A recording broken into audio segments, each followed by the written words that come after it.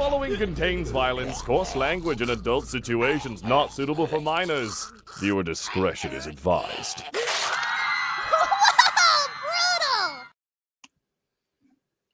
It gets more fun every time. Hello, everyone. Welcome to this episode of The Wandering Tavern. I guess bad fan fiction reading. We continue on our journey of reading the worst Lilly Orchard has to offer us. Are you sure that's the worst? I've heard her My Little Pony one's even worse. The My Little Pony one has content that we can't show on YouTube. So this is the worst. The worst that we're allowed to show you. Yeah.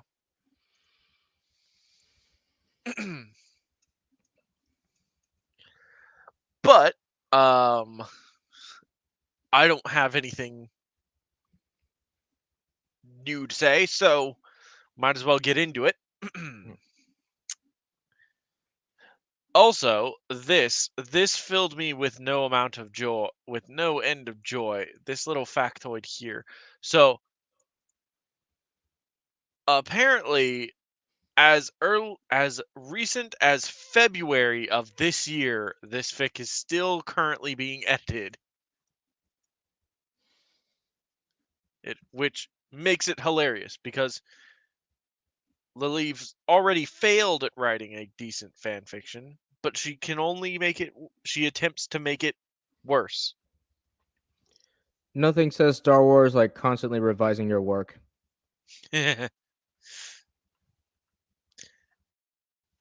I am no longer a believer that Order 66 happened. Why do you say that? It was all part of the Jedi's secret plan. Yeah, I guess you can't really kill that many Jedi at once. Correct. All right, so hi, Kookaburra. Ray woke up that morning feeling a lot more at ease than she had any other morning in her life. She felt warm, comfortable, and at peace with herself. She had never known it was possible to sleep this well. On Jakku, on Jakku, she would wake up multiple times in the night, trained to stir at the slightest noise in case someone found her hideout and tried to attack. Here on the Fury, the only sound was the hum of the reactor. From what I remember, Ray's hideout wasn't actually like that,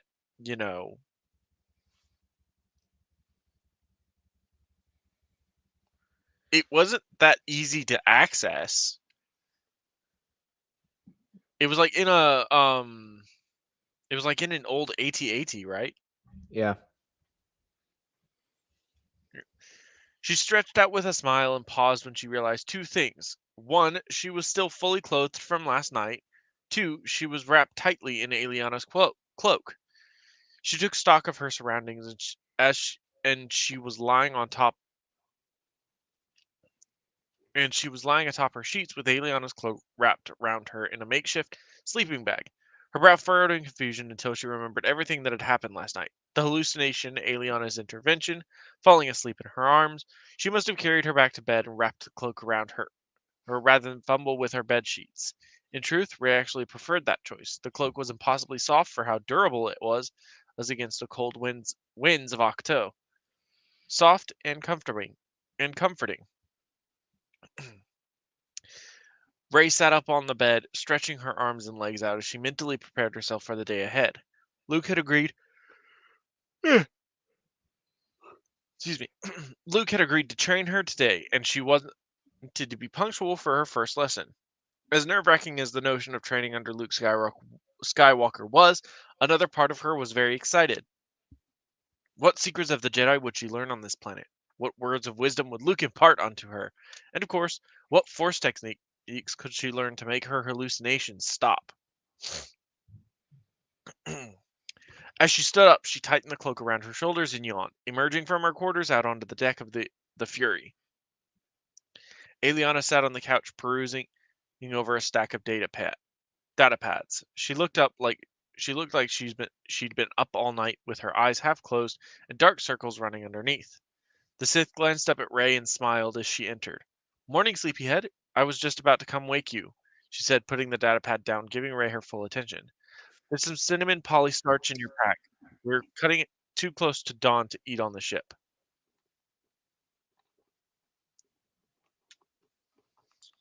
"Oh, thanks. I'll be sure to eat this on my way to training. Want to make sure I'm on time, you know." Her eyes turned back to the pile of datapads right beside Eliana. "What were you up to all night?" "Research on the Force. The Fury has a collection of Jedi and Sith archives I've been going through. I think I just lost track of the time. I get absorbed in my reading easily." "You always were an academic, weren't you?" Ray said fondly. She was already turning to head to her quarters to grab the rest of her things before she stopped to consider that perhaps Eliana was lying. The idea of that disturbed her greatly. Wow. Oh, just in a just oh, you've already been an you were always were an academic. Ick. But wait, she's not an academic. She's clearly lying. What? Where? Really? Are we to guess that Ray is so insecure that she would immediately assume someone is lying to her? Well, I guess to be fair, Aliana did lie to her about being a Sith. But who cares? Ray barely knew what a Jedi was. Like Well, that's the thing. keep in mind that that this version of Rey is very mentally unstable. God, is that true? Like Ray in Ray canonically didn't know what the fuck the Force was. Yeah. So she should have she shouldn't have had any reaction to Aliana being a Sith. Number 1. Number 2, wh- why is she just off the bat assuming Aliana is lying to her about what she's doing?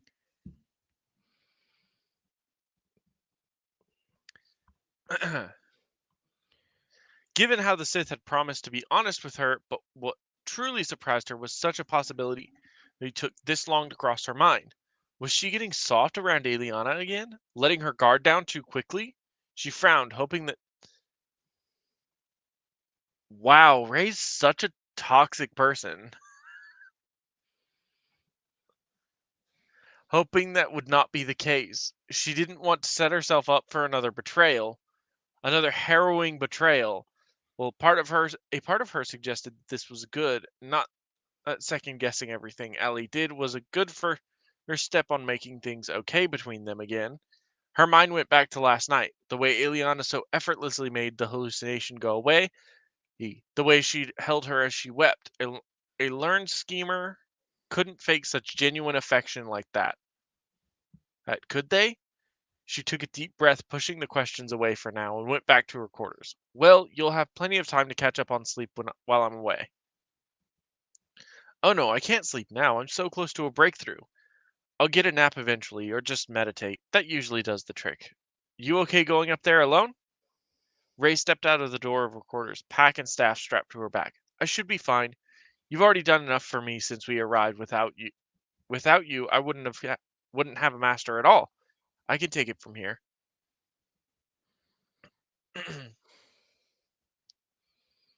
"Very true, Hunter. All right, good luck, Jedi," Aliana said playfully as she turned her attention back to her datapad.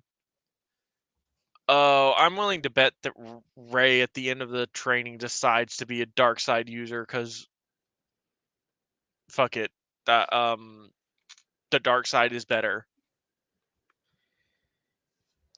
Ray smiled and stepped down from the Fury's ramp and made her way up the steps of the island towards the village. As she climbed, even she couldn't help but wonder what Aliana was actually studying. Even if she had told the truth, well, she could be studying a number of things about the Fourth. If the Fury's library was as extensive as she implied, it the thought hit her that she could do some studying of her own, but she didn't know exactly where to look. 2V might know, but she'd have to be careful not. Oops. Sorry. What's up? I hit a button. I hit a button and now went down to the bottom of the page.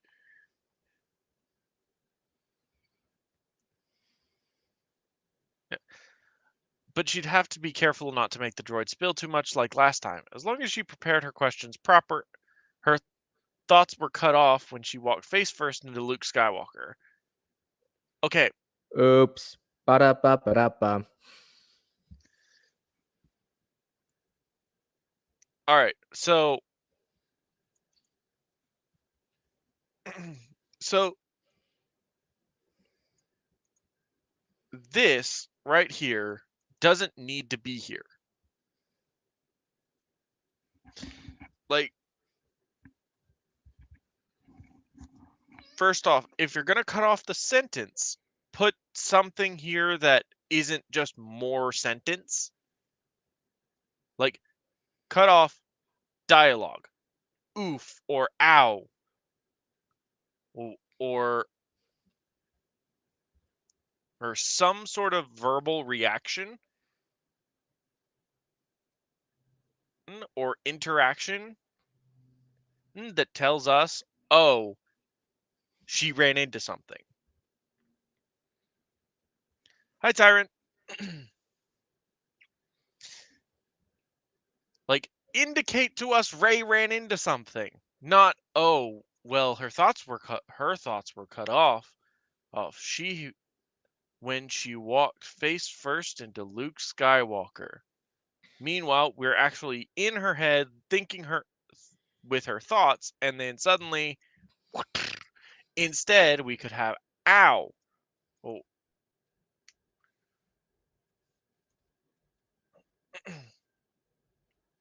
Oh.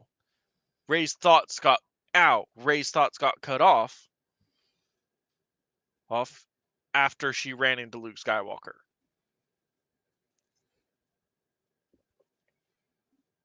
We're about to have the first training session with Luke and Rey, Tyrant.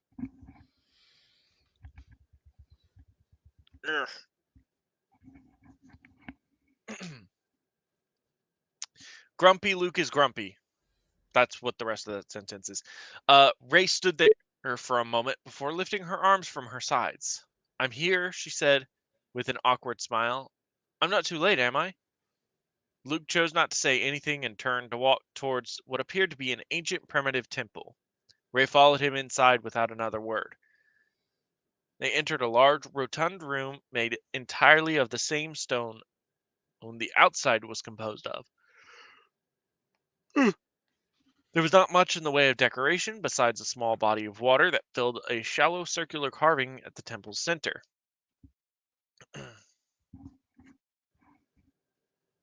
Yes, we're getting Jake Skywalker again. Although this time he'll probably be worse because, Lily's a bad writer, but she also just doesn't seem to understand Luke Skywalker's character. The sun shone in through another doorway, causing the water inside to glisten. Rey followed the sunlight source to see a short walkway that seemed to be carved out of the cliff face.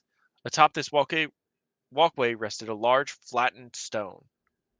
Lesson 1, Luke said finally, understanding the Force.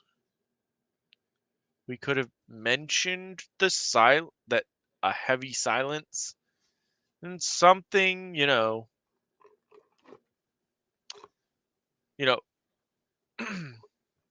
Lesson 1, Luke said, finally breaking the heavy silence.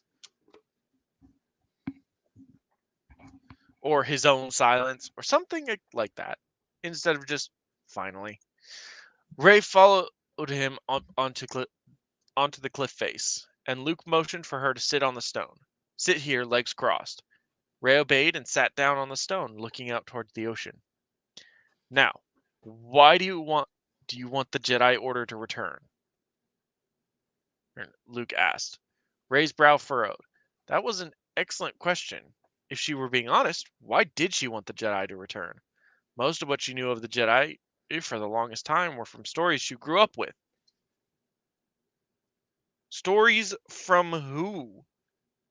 Ooh, I doubt the scavengers of Jakku were, forthcoming with stories of the ancient Jedi.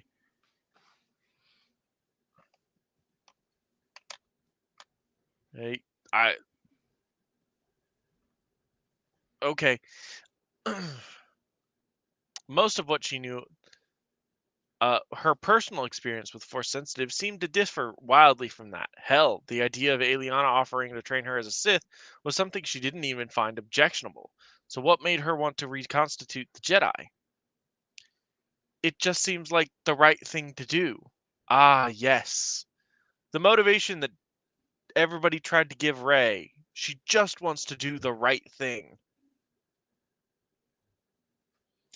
The Jedi guided and protected the people of the Republic for generations, and if we ever needed guidance and protection, it would be now. And what do you know of the Force? It's Rey paused, trying to understand what she was about to say. A power that Jedi and Sith have that lets them do extraordinary things. Luke stared down at her before simply saying, "No, it's not." He motioned for her to take a meditative stance. Rey obliged, aged, and knelt down in front. He knelt down in front of her. Close your eyes and reached out. Rey had to resist the initial urge to physically reach out with her hand. She spent a long enough time with Aliana to know that is definitely not what Luke meant. She closed her eyes and took a deep breath and reached out with her senses. Initially, she focused on what she could physically sense: the ocean thrashing against the sea. That's so apparently they're not on an island. They're on some form of floating detritus that the ocean and are in between an ocean and a sea. Interesting. The warmth of the sun on her face, coupled with the cool breeze from the waves, strong scent of salt. And Lilly recently revised this. Yeah, You, literally you mean revised as of sure? February, and the ocean and the sea are fighting. Yeah, surely you meant ocean thrashing against the shore.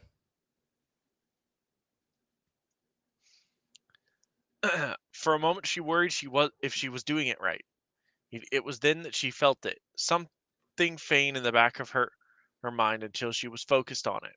Like a whole other sense she had long neglected, aside from scant moments, had suddenly woken up. What do you see? Luke asked, his voice a little more than a whisper. The island, Rey replied. And she did. She saw the island, all the life on the island, all that had ever died on the island, which allowed new life to grow. She felt the warmth of the sun, the coolness of the ocean, in a much grander way than she had before. She felt the light shining onto the planet and the darkness that the planet hid. She felt the combination of all the creatures who lived here and the conflict that arose from the cruelest cruelties of nature.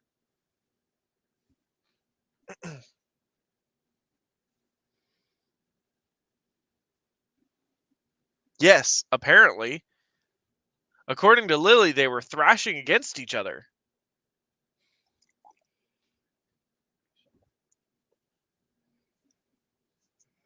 Please, child, do not either A, drink out of my water cup, or B, knock my water cup over. Why do you let your cat sit on your desk? Because I like him to be up here with me. Well, then he's just gonna knock your shit over. He doesn't always knock my shit over. Oh, he doesn't always do it, so that excuses the times when he does do it. He is a cat. Like, if you're expecting proper behavior, you're reaching a little bit too far.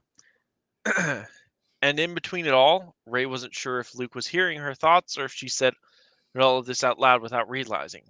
balance, an energy, a force. And inside you, that same force. Okay. So, according to Eliana, and according to Eliana and according to the world of this fic, Jedi hide better on planets that are aligned with the dark side because it hides their force signature. Which doesn't make sense, but okay. Planets aligned with the dark side actually have like things that are affected by it. Like Korban and Korban, Drum and Kos, like planets that have been touched by the dark side or are dark side or drenched or deeply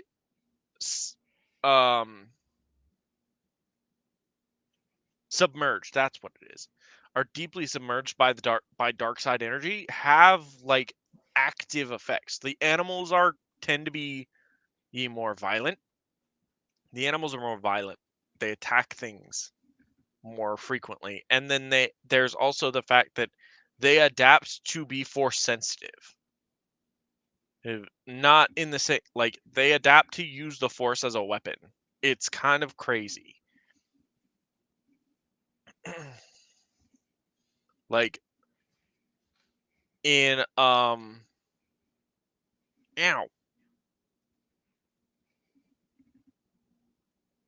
like on Drum and Kos in Star Wars MMO, well, like the animals are specifically attack people out of just not, oh, we're territory or food or anything. They just do it because they can. So the idea that there would be balance on this planet and not, a powerful pull of the dark side that would be extremely strong, I think maybe Lily forgot what she said earlier.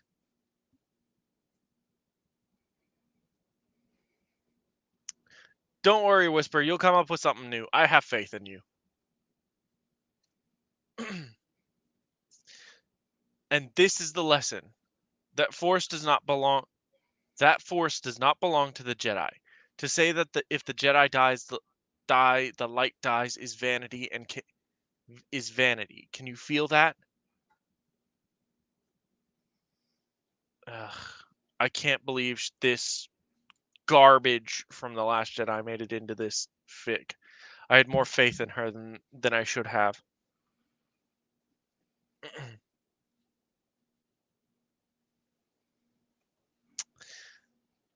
She could. She felt the force. The force felt so large that it eclipsed her, made her feel small and insignificant. It was a humbling experience, as if she was only now realizing how little she or anyone else mattered to the rest of the galaxy.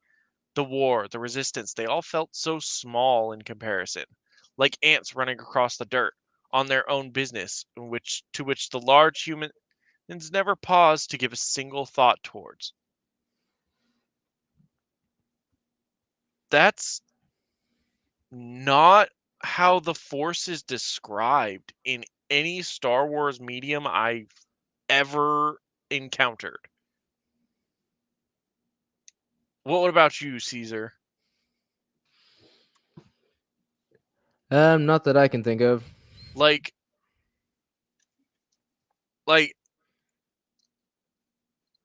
if you're gonna bite me, you're not gonna be on the desk.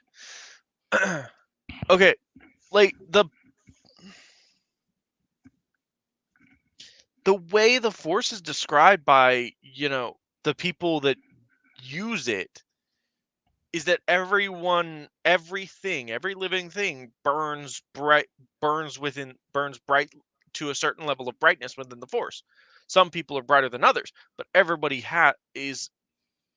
Some people are, brighter than others, but that doesn't mean that they don't matter to the galaxy. Like the galaxy has, you know, galaxy matters to attend to. Oh my god. I hope he doesn't get loud enough that that y'all can hear him, but I can hear his bell jingling. no, not Rhodey, the dog. He's barking at things. Oh, I didn't know there was a dog. Yeah, we've got 2 dogs, but they've got, well, he's probably barking at the construction that's going on behind the house. The high school that we're I guess behind is replacing their track, so there's a bunch of construction stuff going on out there, so people are constantly coming and going. So he barks at them. All right.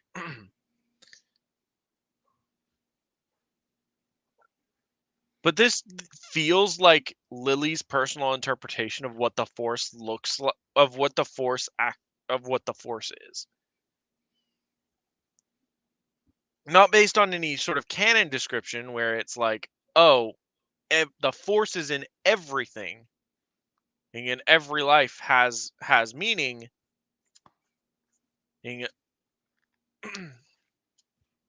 But some lives burn brighter within the Force than others, and that's because those lives are connected with the Force.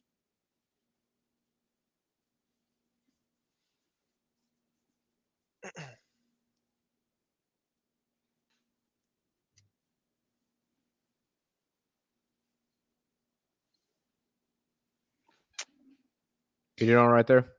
Yeah, I have a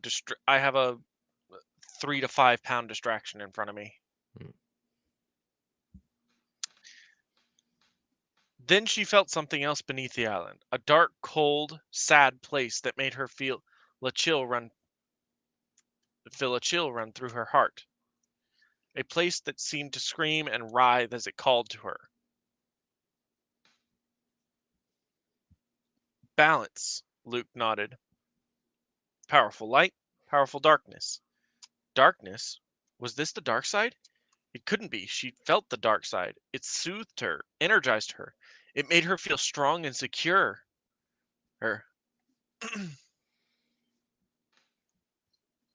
The evil I chose made me feel secure. It had protected her when she needed it, allowed her to overcome Kylo Ren without training. She could feel when Aliana channeled the dark side, and it had been as soothing as when she had. It felt nothing like this cold place that screamed out for her. She peered closer. She could feel this darkness calling to her. It called to her so loudly that she could barely hear Luke anymore. Yeah, Ray, that's the canon dark side. That's the canon dark side reaching out to you to try to pull you in and make you a more interesting character.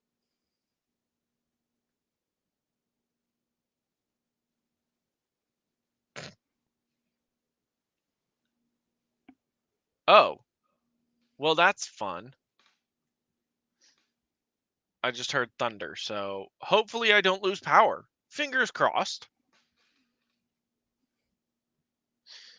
Where was I? Oh, yes. This darkness had something inside of it, something that Ray needed to understand. She knew this despite the cold, frightening alien feeling it had. She felt herself drawn closer to it. What hid in the darkness? What did she need to find? The ground beneath her cracked. Causing Ray to slide off the stone. This was edited in February, guys. Her senses snapped back to herself as she hastily grabbed onto the stone, keeping her from falling off the cliff. Her breath was heavy and ragged, if she had just pulled herself up from the sea. That place. It tried to show me something. It offered you what you needed, and you didn't even try to stop yourself. Okay, hold on. If it offered what she needed, then it probably wasn't bad, right?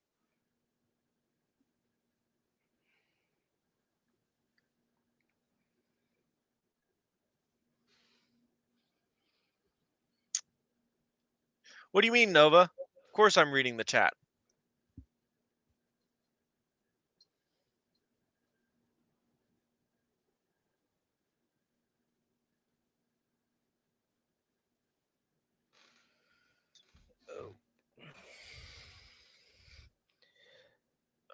In order Okay. to... Okay, so it offered her something that she needs. Rather. Apparently, So is Luke now? Are we about to find out that Luke is now pro dark side? I don't know. Now I've got this sinking feeling that Luke's about to say that it was okay for him to tap into the dark side and just wail at Vader with his lightsaber. Apparently, yeah.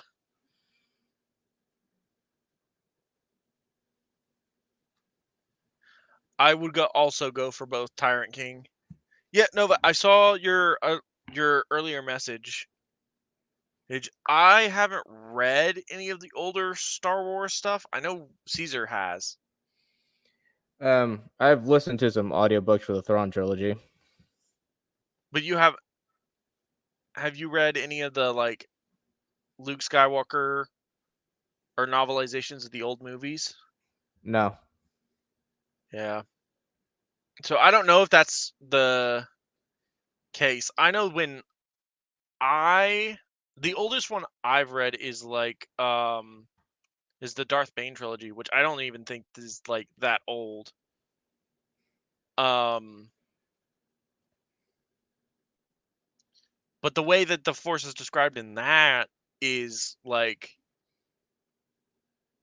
there's the light side and the dark side, and both are, equivalent uses of the Force, just are the same, but the dark side is, you know, driven by emote, driven by pain and fear and emote and evil and conquest and ambition, whereas the light side is, not that. So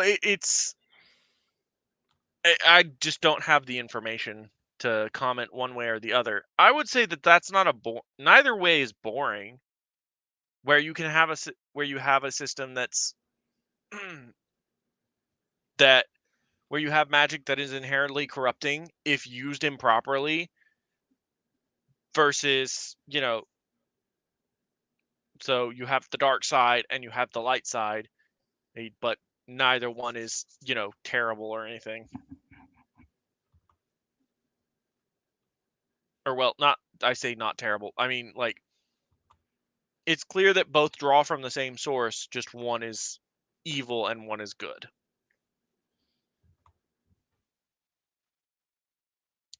Da, da, da, da. Ray looked up at him and something occurred to her. During her meditation, she could feel herself, her energy. Like a gray fog, thick and unyielding. She could feel Eliana lit up in bright red like a flame. But she couldn't feel Luke at all. She simply hadn't been there. Like a ghost or a specter. But I didn't see you. Nothing from you. Luke slowly turned round and eyeing her suspiciously. You've closed yourself off from the Force? Something flickered across Luke's face. Sorrow, terror, guilt? A stone dropped into Ray's stomach. Of course you have. I've seen this raw strength only once before. In Ben Solo. It didn't scare me enough then. It does now. Master, what do you mean? Oh, the old Jedi returned and retreated back into the stone temple, leaving Ray utterly confused. Master, what do you mean? Ray asked, struggling to her feet, following him into the temple. What was that place?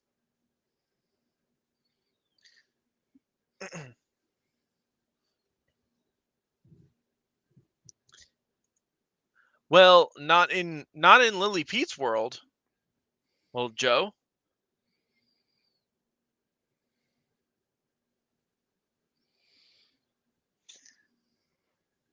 Luke didn't answer right away.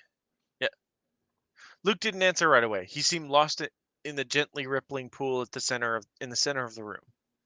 It was the darkness of this world, the darkness that kept me hidden for this long, the darkness that caused others strong in the Force to fall the dark side countless eons ago. But that doesn't make any sense.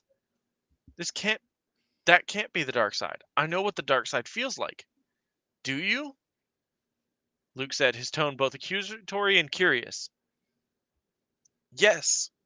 It protected me from Kylo Ren. It gave me strength. It felt nothing like it did just now. Oh. There are many powers that hide in the darkness. Powers and forms that we could not possibly hope to comprehend, much less see. They all have one thing in common, however. They call out to those who will listen, the weak-willed who will fall and become consumed.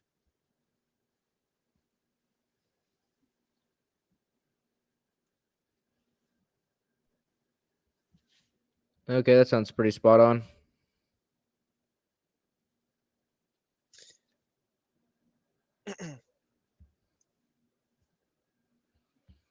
No, Rey being a Marisu, of course Rey being a Marisu wasn't one of those reasons, Nova. Rey is Rey is a strong female representation.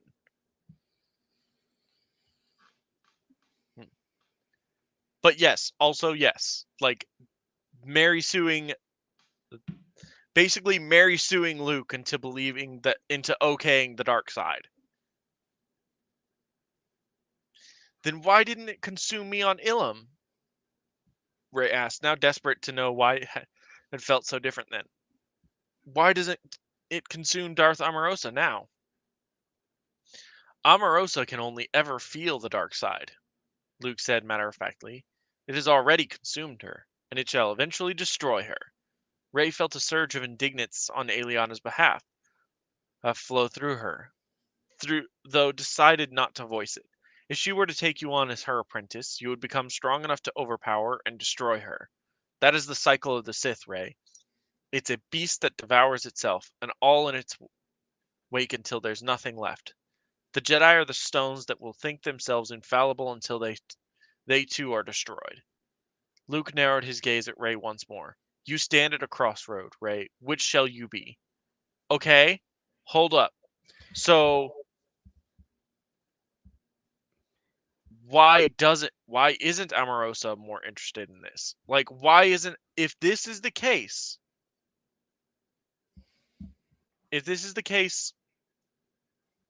he's for the Sith, for the dark side. Why is it that Amarosa isn't pushing Rey to, be her apprentice, to join her? Why isn't she offering her power? Revenge on her parents for abandoning her. Revenge on the galaxy.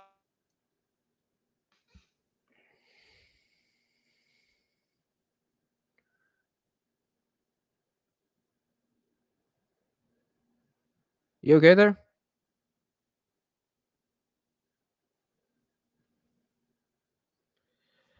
I hope you didn't lose power.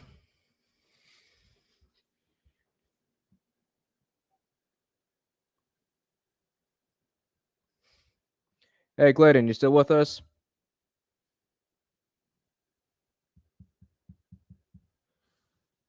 Hold on a second, Chad. I'm going to go see what's up with him.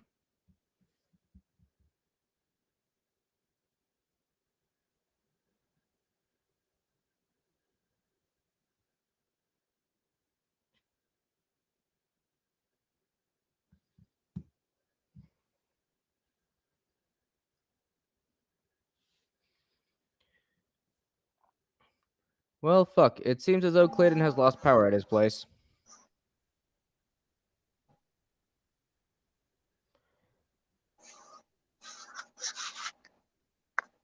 You still with us? Okay, can you hear me now? Yes.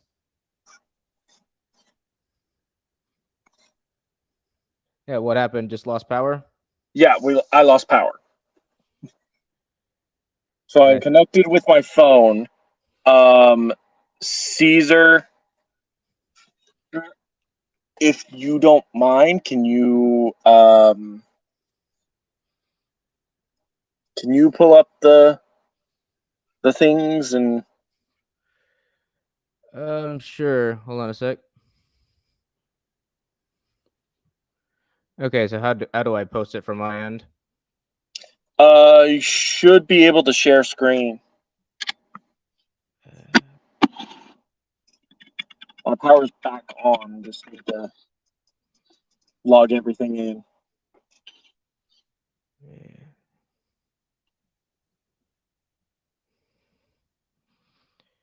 Hmm.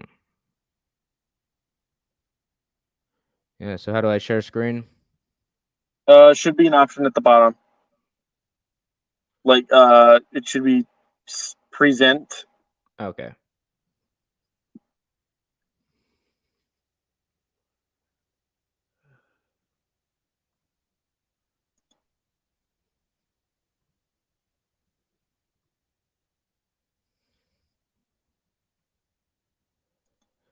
Okay. I think I have it on. Do you see it? Um,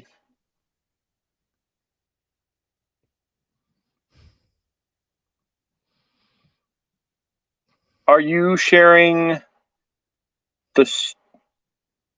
I can see it in like the studio, but it looks like it's sharing the main screen, not the stream screen, not the fic.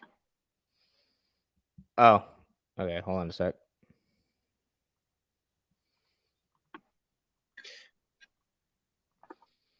Well, Occam, I just lost power, so I am joined by my mobile and using my data to try and keep the stream going.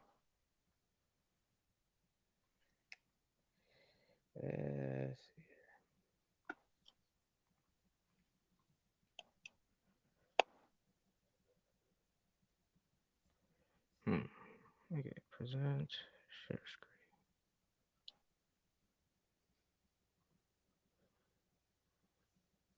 Okay, do you see this? Do you see the fanfic now? Yes. Okay.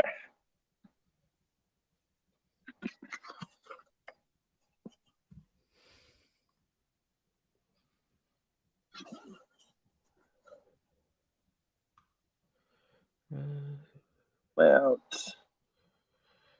Let's see. okay, I cannot read it. You can't? No, I can't. Too blurry? Yeah, my phone screen is just too small for it right now, and All right, then I guess then I can read it. yeah, we're just waiting on the Wi-Fi to come back at this point.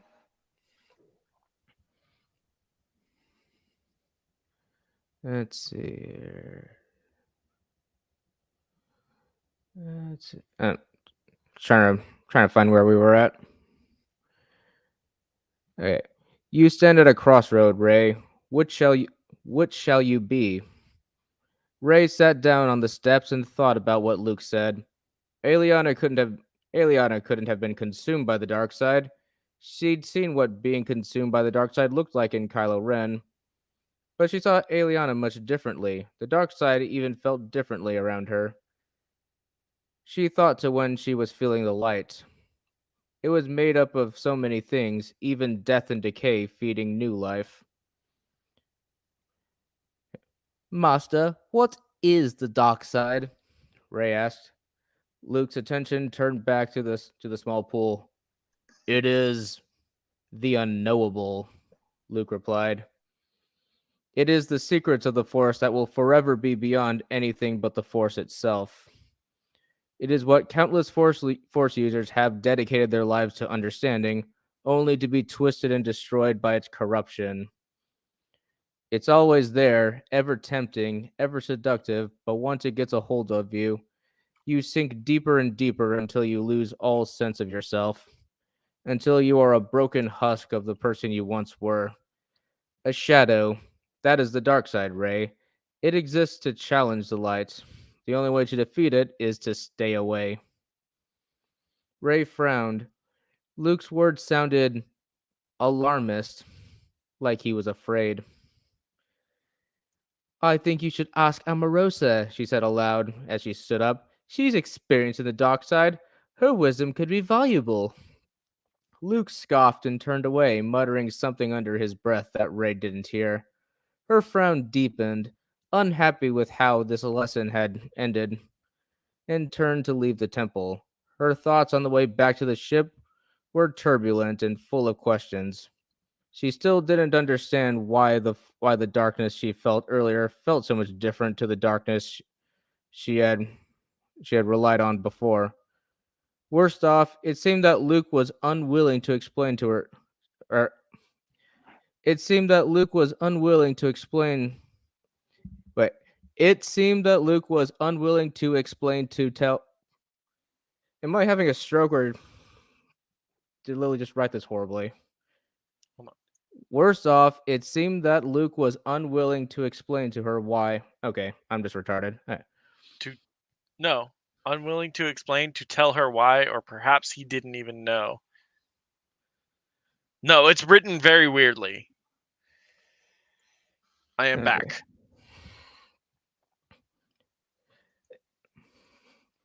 Yeah, no wonder Lily keeps having to revise this thing. Yeah, oh! Oops. Oops. Nobody say anything.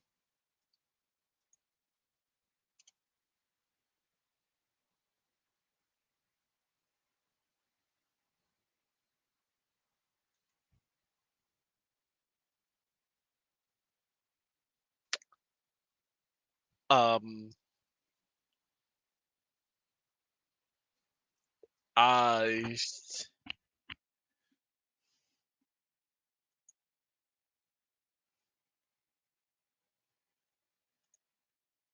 How come you go in timeout? Oh shit, did I actually ban you? I'm so sorry.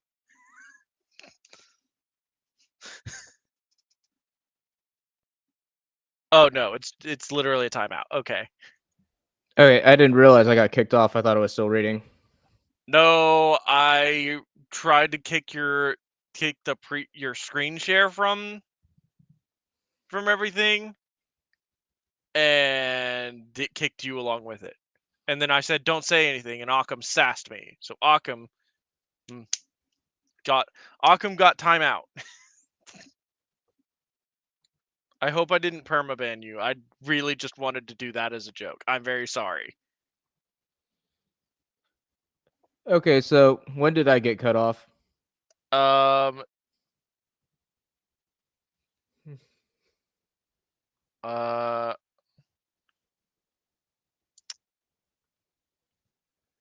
think you got cut off at the end of the paragraph. So you've got this right here left. The last line before the page break. Oh, so she left this lesson with more questions than she had before? Yeah. Okay. Perhaps even few answers too. This training was proving to be quite difficult.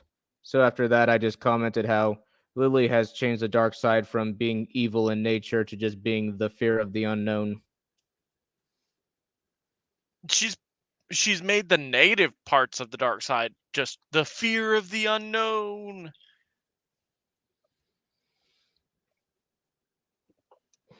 And naturally, women can use the true nature of the dark side, which is to be, loving and caring. Allie, Ray asked as she stepped back on to the Fury. She glanced around the living area, but didn't see her Sith anywhere. Wait, her Sith? Ray shook her head and frowned. That was odd. She turned to the cargo bay where she could hear the sound of sparks and the crackling of a torch. She pushed open the door and found Eliana there, hunched over a workbench, and a slew of small machine parts scattered over the table. Allie? Eliana looked up and smiled. Oh, Ray, back already? Yeah, the first lesson was odd. Was odd. Odd? How so? It started out fine. We began with sensing the energy of the island. We began discussing the dark side and things became confusing. I felt the darkness on this island and it didn't feel like the dark side, at least not how I ever felt it. I didn't know what it was. Eliana turned her seat around and pulled a stool over for Ray to sit down. What did it feel like, and how did it feel before? It was cold and sad. It was calling to me desperately. But before, when I used it on Ilum, and whenever I feel it from you, it's warm and comforting. Eliana's brow furrowed as she took Ray's hands in her own. Almost instantly, Ray felt that warm, soothing feeling through the through the blah, through the force, the dark side enveloping her like a protective cloak. She felt powerful and confident. She felt nothing like she had during her meditation. The dark side is always calling to those who wield it. The force wants force users to surrender to its will and immerse themselves completely in it. Eliana explained, a confused expression on her face. She'd never had to put this feeling into words before, and was finding it difficult to truly convey what the dark side felt like. The Jedi call this becoming one with the Force, where it destroys them and leaves no trace of them behind. But the dark side is a lot stronger with that pull because it's the deepest part of the Force. Like the ocean, it's dark and cold, and there are many unsolved mysteries at its furthest depths.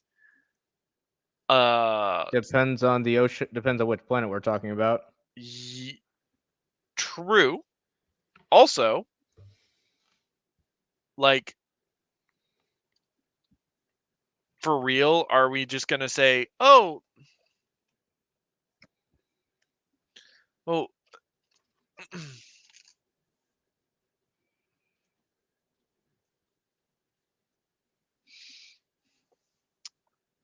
yes, Tyrant, the Force is neutral. It's the dark side.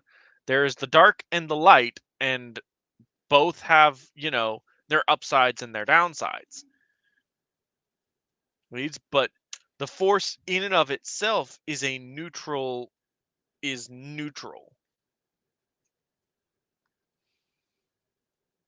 Well, because it is all life, and by necessity, all life is connected to the Force, and therefore the Force is connected with death. But apparently, in Lily's world, the dark side is just, the dark unknown parts of the ocean that call to those who that calls. Exactly, Joe. Oh, exactly.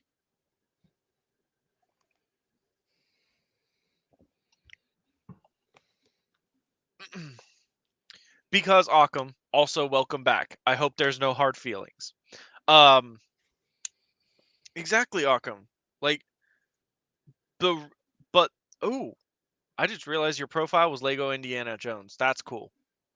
Um, the reason Lily can't conceive of something like that, because she has no religious ideals. she has no understanding of, like, that there can be something greater than yourself. So for her, the idea that she would lose all individuality and become, one with a greater being is utterly repulsive to her because she doesn't believe in anything greater than herself. Yep. Ray nodded. Luke said as much earlier. You sink deeper and deeper until you lose all sense of yourself. But she paused, realizing she must have been squeezing Eliana's hand, and she held it. But it never felt like that before, and I still don't understand why. That's because the key to the dark side is to not surrender. Eliana explained. You said that the island was calling to you. It was baiting you. It wanted you to follow it, like a fly into a spider web, like an anglerfish baiting its prey, Okay, anglerfish have never been a thing as far as I'm aware.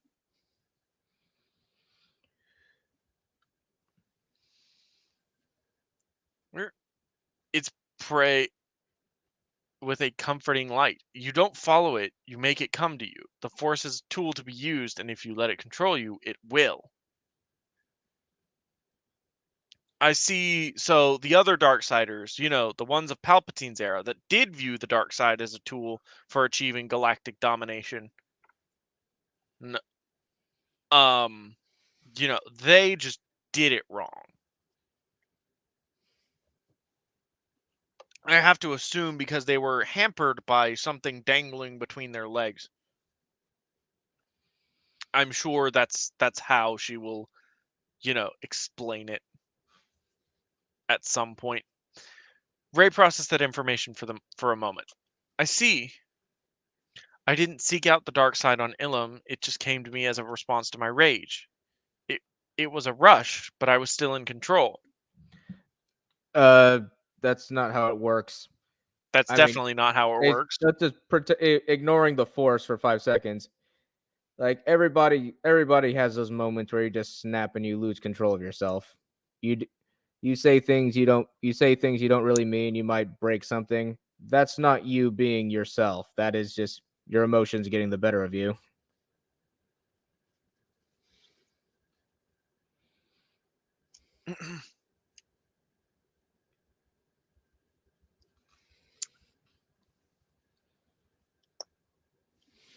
Tyrant, yes, correct in everything. Uh, because I was controlling the dark side, not succumbing to it. Exactly. Whether it's the dark side or the light side, don't let the force control you, because that is how it destroys you. The force is an ally whose allegiance is conditional.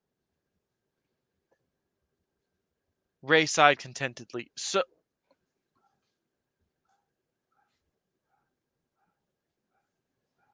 exactly. I wouldn't say the perfect Sith, but he's definitely Palpatine understood the dark side in a way few of his contemporaries ever did. I think like there is a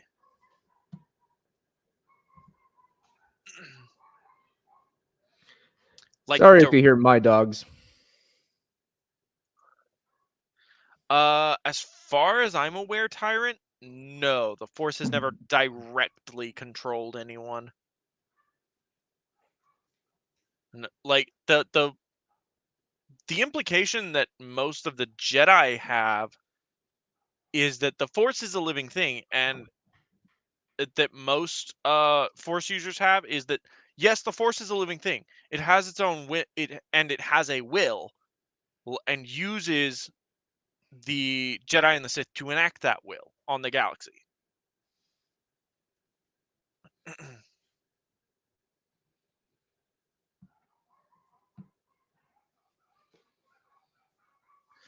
So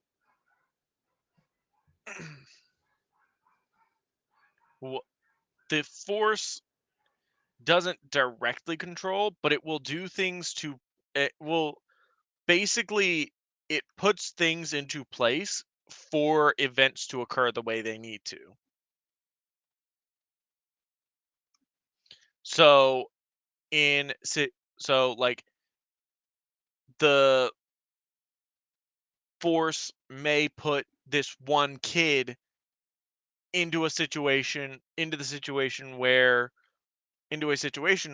like, oh, they meet the Jedi and they find out they're Force sensitive, and basically the will of the Force is how the Jedi explain serendipity or coincidence.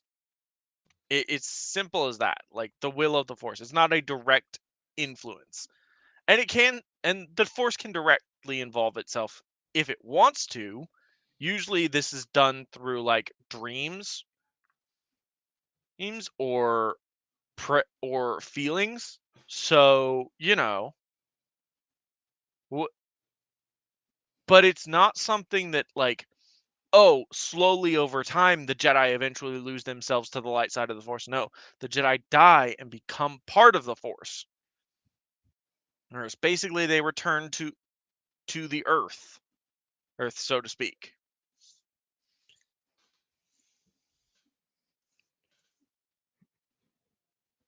Yeah, I'd also kind of equate it to sort of being like a Buddha, Yeah, where you've pretty much transcended the suffering of life.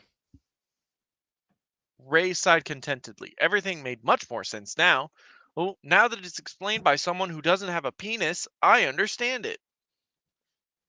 The darkness on this island wanted her to surrender to it, but she could command the darkness. She did so before. So long as she could stay in control, she would be fine. She remembered what Luke said, telling her to just flee from the darkness wherever, wherever she felt it, and frowned. A shame. Master Skywalker doesn't seem to understand the dark side. He seems more content to fear it, like you said. Most Jedi do, because they're taught to fear the dark. They're taught to fear the dark side. Luke probably learned it from his master, or who learned it from theirs, and so on up the chain. It's funny, actually. He has such disdain for the Jedi Uh, for their mistakes, yet he repeats their biggest failure of them all. they're not taught to. I mean, would you say they're taught to fear it? Um, I would say that that they're warned. Probably they're taught that the dark side is evil and leads only to destruction and pain and misery. So the fear of the dark side would sort of come naturally.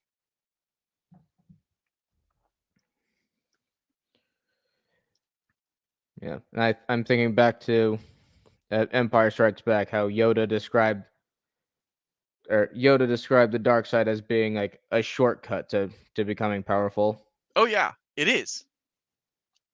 It is the shortcut to becoming powerful. So like I think the light side is stronger, but the force is quick, or the dark side's quicker.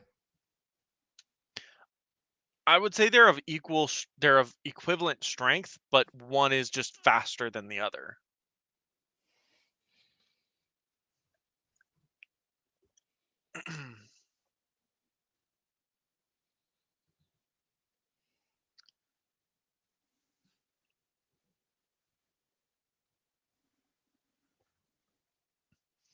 Correct, Occam. Uh, d- d- d- d- d- d- running away. He- Running away. Ray guessed before she realized Eliana's true meaning. Oh right, fearing the darkness in general. The Jedi believe that the Force is an inherently light entity, and that the dark side is a corruption of it. Some of them will talk about bringing the Force into balance, but it always means the same thing. They think they're the only ones in tune with the will of the Force. The will of the Force? The Jedi have always had this philosophy about listening to the will of the Force. It's been their only consistent track for thousands of years. But it's not the only track to run. Well, yeah, there's also the Sith track. Heck, no, I'm not talking about that, Ray. Ugh. I feel gross reading this. I'll be honest. Because it's just such a horrifying misinterpretation of all the Force lore, of all of the lore.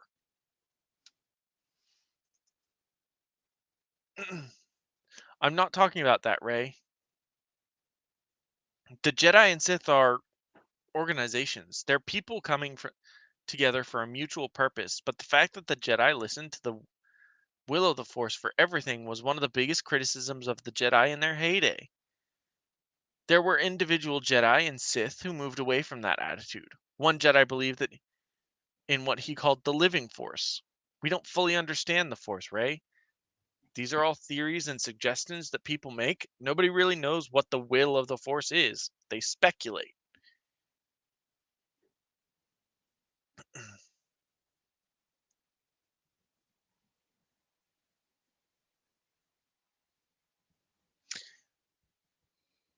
Maybe.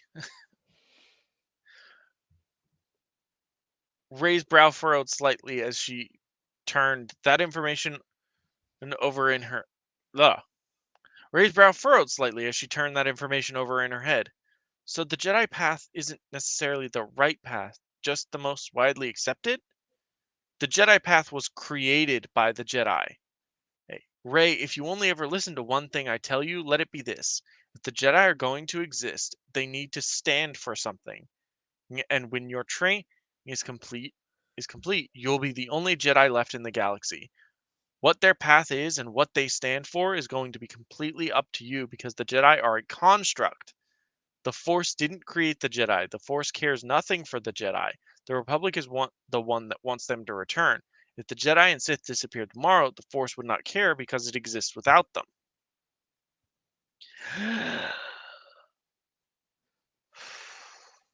Oh yeah. Oh yeah, Joe. But like, ugh, all of that was awful and wrong and just like not how the Force works. Yes, I'm remembering this from Lily's video about like what makes a true Sith. So like and that was the thing. Lily claims that the Sith, a good Sith, will stand for something, and that the Jedi don't stand for something. Never mind that their entire goal is to protect the galaxy. Yeah, be guardians and peacekeepers. There's one of the one of the reasons the Jedi fell to Sidious is because because of their hubris. They became complacent. They became arrogant, thinking that the Jedi had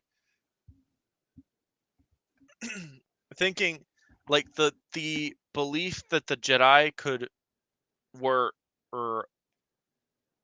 always in the right and always noble because they had a code, and the enforcement of that code on those that didn't necessarily agree with them were major problems with the Jedi in Sidious's time. But the Jedi did stand for something. They stood for the protection of the Republic and the citizens of the Republic. And in fact, if they had, broken off,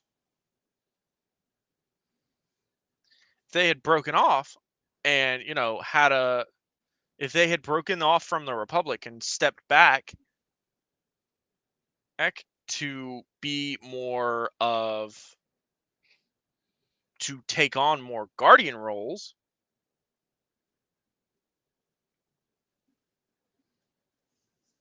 Hi, Spooky. Welcome to the chat.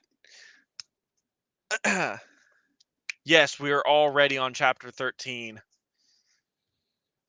I can only hope it gets something more interesting happens, because right now watching Lily butcher the lore of Star Wars is making me angry. Is hurting me. Not making me angry. Ray's eyes widened slightly at that. In truth, it wasn't something she had considered before. She always figured that the Jedi just lived to uphold this mantra that the galaxy at large accepted to be the truth. To be truth. That their purpose was preordained, but Aliana was right. If Ray was going to be the only Jedi in the galaxy, what that would ultimately mean was up to her. She could decide. She would get to decide what the Jedi would become going forward. Such a truth felt liberating.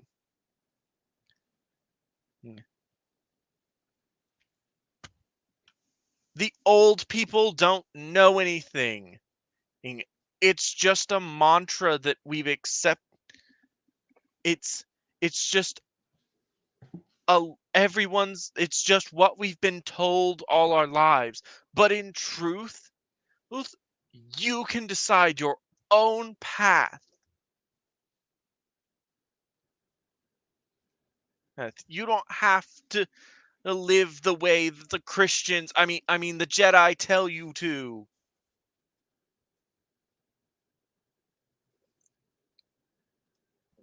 but that's none of my business.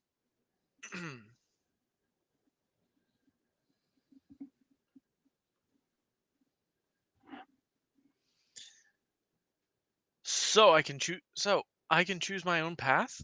Exactly. Look, do you see me trying to conquer the galaxy? No, exactly, because I am the Dark Lady of the Sith. That means the Sith will be whatever I decide they will be. And I've decided that the Sith are going to fight for the people who've been exploited by the superpowers in the galaxy, not That's against them. okay. Then you're a Sith in name only. Yeah.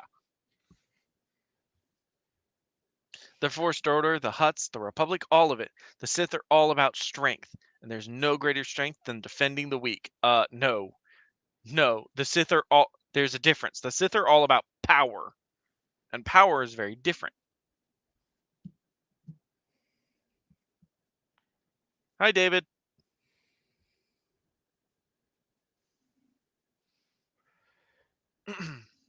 Let's see. You missed out on. Fuck. Let's see. Luke gave Ray a very awkward training lecture, and then Clayton lost power for 10 minutes. Yeah.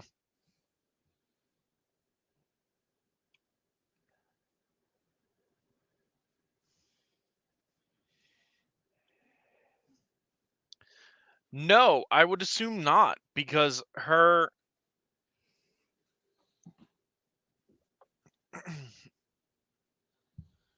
Because, why not? No, the Sith are all about power, not strength. Strength is only a means to gain more power. Or,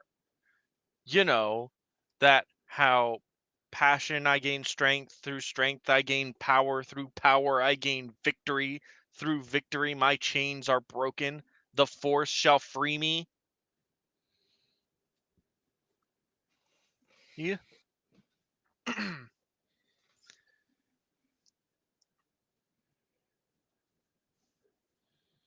Ray gasped softly at Liliana's words. Allie, that's so profound. Really, it's not. That's a bumper sticker. I mean, There's no greater strength than defending the weak. yeah, that's what the Jedi were already doing, and then the Sith Bumper had them sticker. wiped out.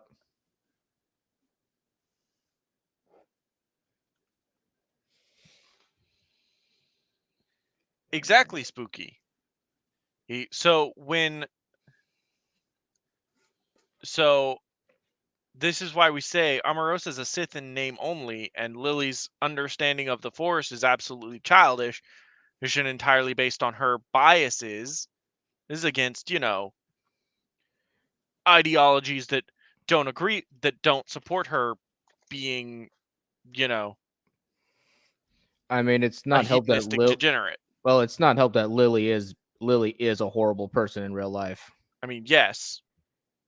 So naturally, you're going to use a bunch of coping and mental gymnastics to make your belief sound valid. Exactly. Ray gasped softly. Oh, hold on. Eliana giggled and looked away bashfully. I've had a long time to philosophize on the Force, Ray, and to decide what the Sith are going to be. It's all right for you to take your time and discover what kind of Jedi or Sith you want to be as well. Well, Ray giggled in kind. It's honestly so relieving to know that. She said, all right then, I suppose I should take some time to give it all some thought. Maybe meditate on it or something. 2 weeks later, Aliana dueled Ray because Ray decided that she wanted to hold the principles of the Jedi Code as Luke taught her.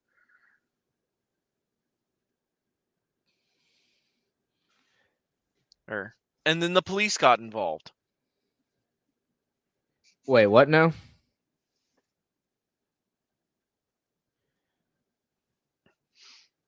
Oh, I'm just saying that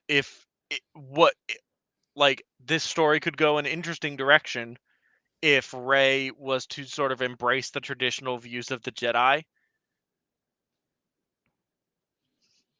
And,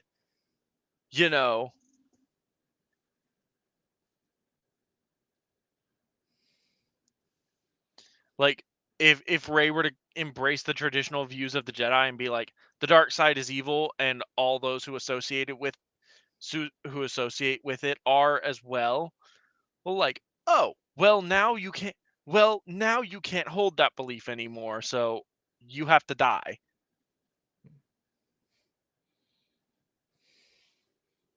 Like, I can choose my own path, but not that path. I choose to uphold the traditions of the Jedi. No, you can't choose that path.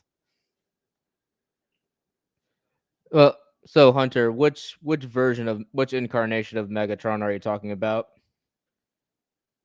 Because like some versions of Megatron, he's just unconditionally evil and power hungry. That's every version I've seen.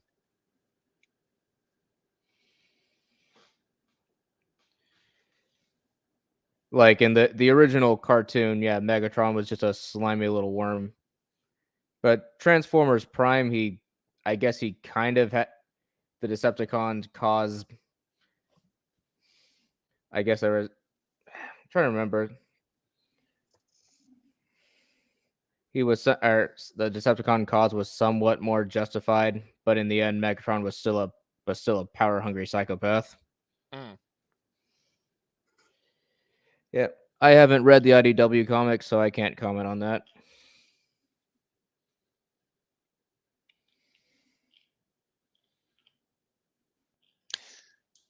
I just That know really that Megatron in the IDW comics, Megatron was like he was almost like a, I guess the idyllic communist, just an oppressed worker who wanted to stand up to tyranny.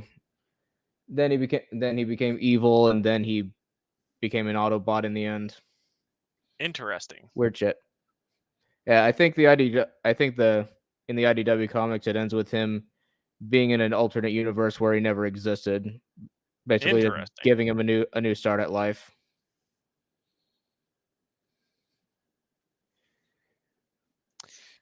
Oh yeah, and then in Transformers Prime, yeah.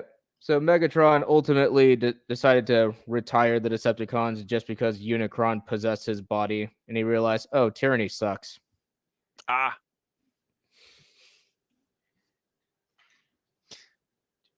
That already makes you better than most Jedi. Rey felt a bashful smile spread across her face. Oh, hush, you. Oh, thank you for telling me I'm better than others. Oh, stop. No, really, you've understood in 5 minutes what most Jedi spend a lifetime failing to learn. And Aliana smiled brightly, squeezing her hands briefly before letting go. You just made it that much harder for the First Order to turn you to their cause. Ray tried to ignore the flurry of emotions that threatened to burst from her chest as she focused on the conversation. Psst, as if Kylo Ren could convince me to stand anywhere near him without me wanting to stab his slimy face. I don't know what the rest of the galaxy is on about when they claim to be afraid of him. To those without a lightsaber, even Kylo Ren can seem dangerous. Miss Aliana nodded as she stood up, laying a cloth over what she'd been working on and leading Ray out of the cargo hold. But my point is that I'm proud of you. I'm proud of you for accepting my view instead of the one presented to you by someone else.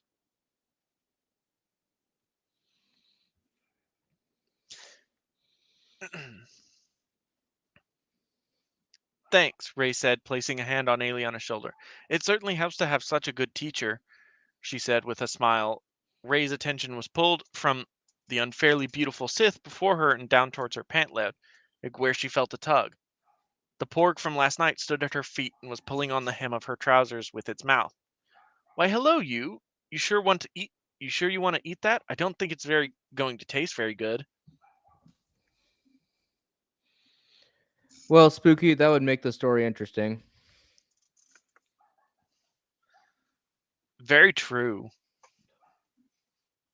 Ooh, that would make the story interesting, but that would require Lily to make her OC the bad guy, and we all know that's not going to happen. Yes, and accept the fact that the Sith are without a doubt evil. Yeah, exactly. She would have to be like, "Oh, yeah, I lied. I lied about all that. We're all about power." All right. He's been trying to eat everything, Eliana said, stooping down and lifting the porg into her arm. Even tried to pull the wires out of 2V to make a nest. I had to shred an old cloak to give him fibers for it. He loved them, and he loved them. Yes, he did. She cooed, stroking the porg's head. With all due respect, Allie, you're not actually going to keep him, are you? Ooh, 2V asked, his synthetic voice full of worry. I'm not programmed to tend to wildlife. Have a heart, 2V, Ray said with a slight pout before stroking the porg's stomach with a finger.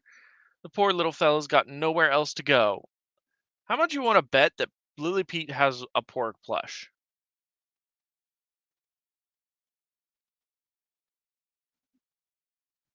Anybody want to take that bet?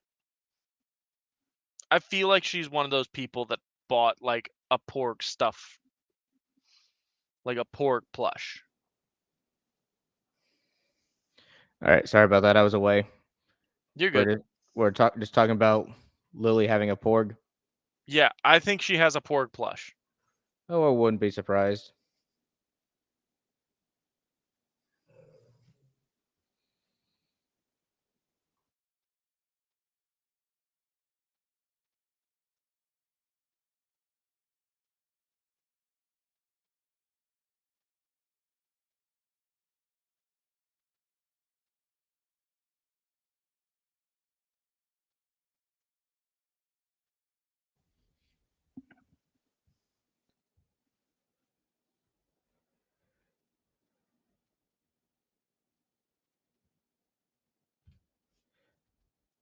Hey, Clayton, you still there? Yeah. All right. Oh,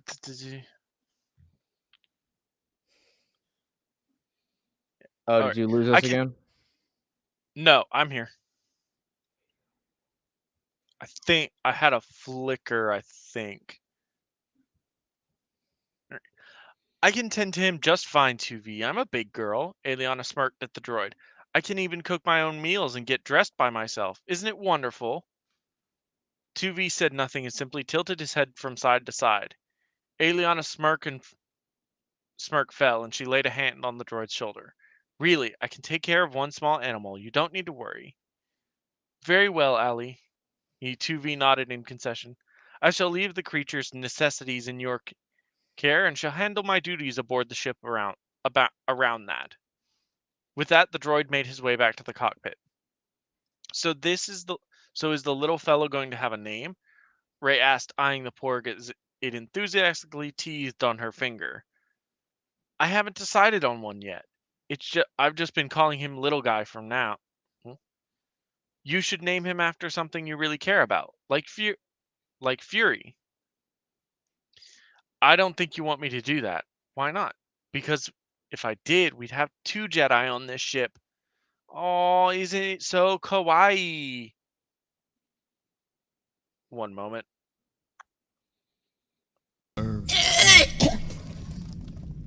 Yeah, spot on. Very poignant, poor child.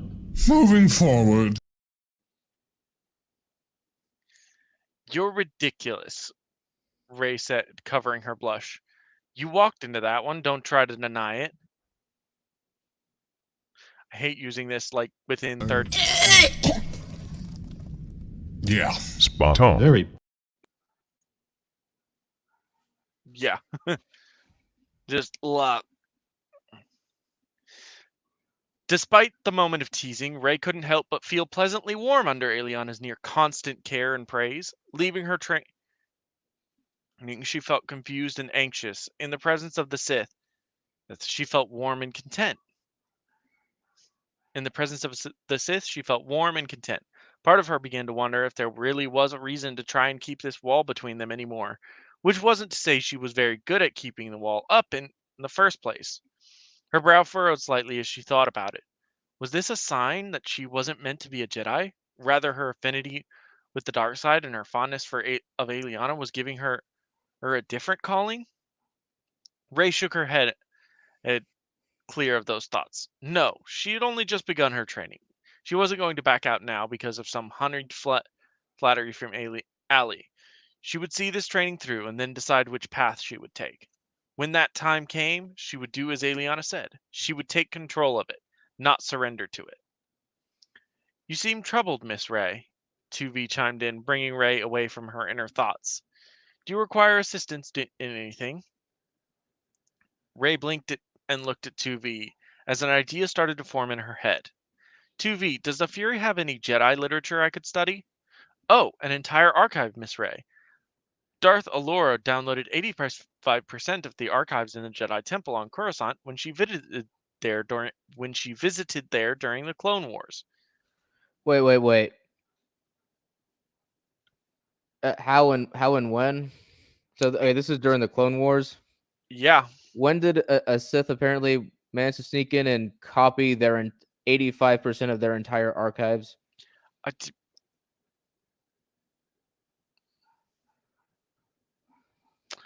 don't know. I don't know. I don't know when it could be. I don't know how, why. Like for what reason?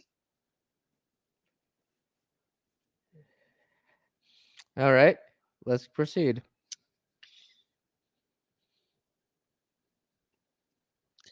85% certainly sounded like a lot. Excellent, Ray said with a pleased smile. Would you show me how to access it? So here's the thing that I don't think people really understand about the Jedi archives is not the Jedi archive is the Jedi archives are not just only a collection of Jedi knowledge. It was like Jedi did various things. The front line sort of police work kind of Jedi things was not all they did. They cared for various exotic animals, those various plants found nowhere else in the galaxy, did research on things. Like they had they had a council a council called the Council of First Knowledge, which is basically like they go out, the Jedi assigned to this council that work under them go out and find dark side artifacts that are around the galaxy and bring them back to the Jedi Temple. Well, like we have the Council of First Knowledge. It's like preserving dark side, not destroying dark side knowledge of the dark side. Like that sort of thing. That's a thing that they did. They did research on plants and animals. Like the Jedi did many things and had many varying interests, and there were Jedi that went to various exotic planets and studied the fauna and flora and fauna there. So to download 85% of the Jedi archives would basically be to download 85% of the Library of Congress. Yes, you're going to get some American history in there, but you're also going to get everything else. It's a misconception that the Jedi archive contained only Jedi knowledge. No, it contained knowledge of almost any subject because the Jedi were that varied.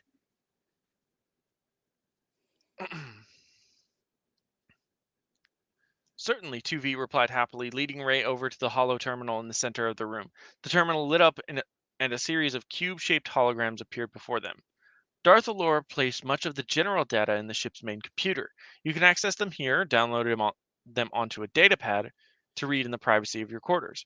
Anything that isn't in the computer itself are likely in Jedi holocrons that Ellie keeps safely stored away. Can I access these holocrons? Ray asked, not entirely certain what a holocron actually was. You are authorized to, but I recall Ellie saying something about needing to use the Force to open a holocron. You may need her assistance if your skills are not developed enough to open it yourself. Ah, I remember that. Thank you, Ray said with a polite nod. Part of her wondered if she should ask for Aliana's help with the holocrons or wait until she was further along in her training. I'm honestly quite surprised that you requested access to such information here. Surely you and your master would have the entirety of the Jedi teachings to offer you. He's Ma- one guy he's one guy living in a hut. yeah, I mean, is Eliana trying to be sassy right there? I guess. Or 2V he is, but that's somewhat of a legit question given, she does have access to a Jedi master. Master Skywalker is odd. Something has him scared of the Jedi's return. I think it's best I study on my own between lessons. Rey explained as she looked through all the headers in the ship's databanks, trying to find something she could start with. She frowned when she realized that everything was sorted by rank. She had no idea what the rank or for a brand new Jedi would be. What's the introductory rank?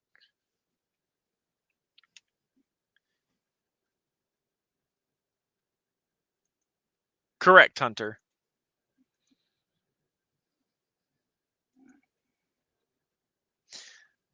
For Sith, it is Acolyte. For Jedi, it is Youngling, Miss Rey. Ah, I see. The order starting to make sense in her mind. And Apprentice is Intermediate? For Sith it is, for Jedi it is Padawan. And then Knight, then Master. Got it, thanks. You're most welcome, Miss Rey. Was there anything else? That'll be all, 2V, thank you.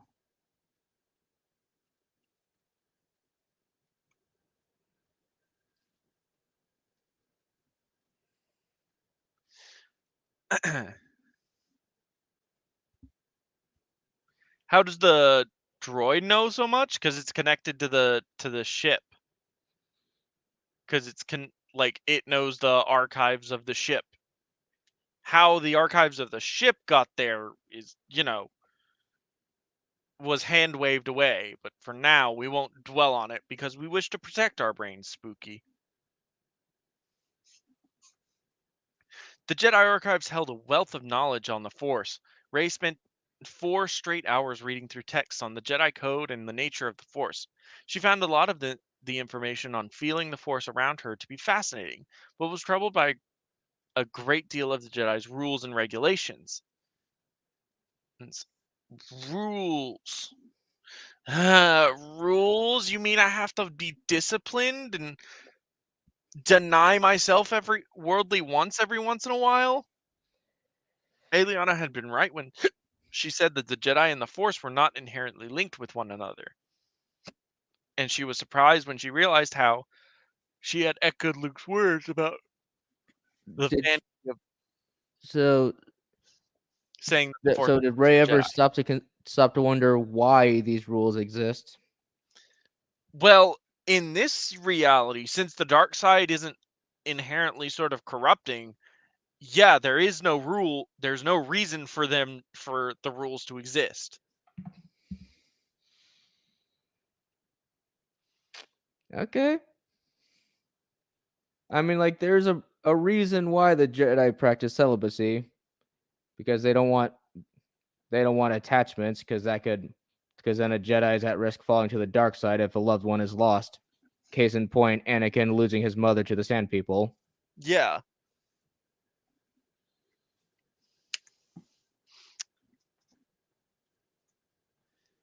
She smiled as she pictured the look on Luke's face when she told him that he and the Sith agreed on something. Rey stopped cold as she read through the Jedi's interpretation of the Jedi Code about their ban on Jedi falling in love. She'd heard about it from Aliana, but reading the text herself made it clear that she'd only given the abridged version of the story.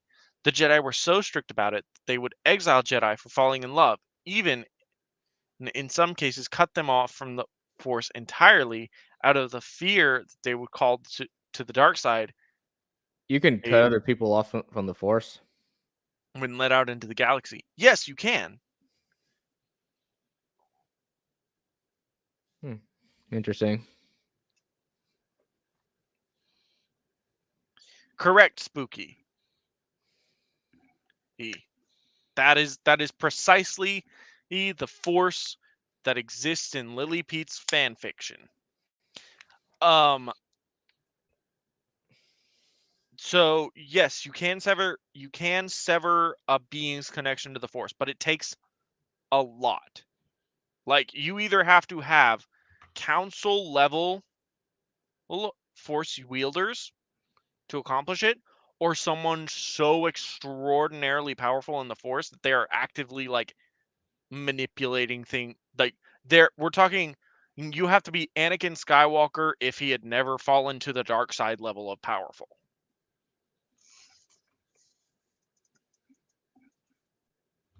It might as well just be a fantasy setting, spooky with the Star Wars coat of paint.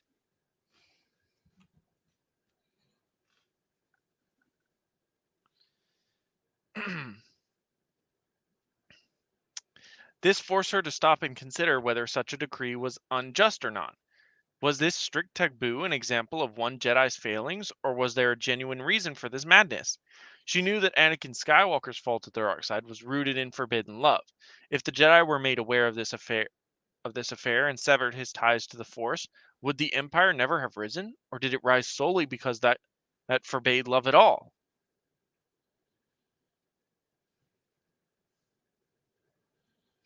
A part of her wondered why she was so stuck on this particular excerpt in the Jedi teachings.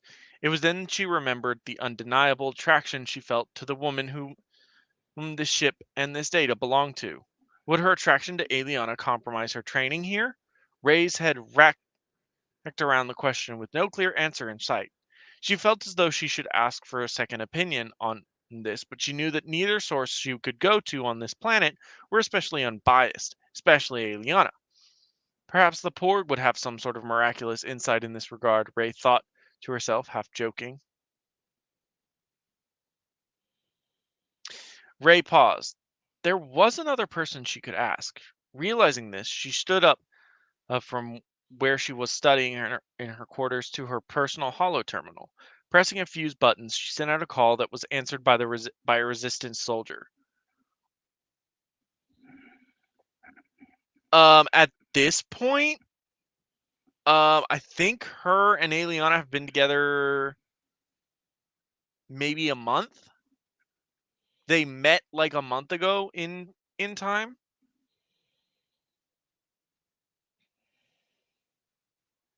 Yeah, it's not that long.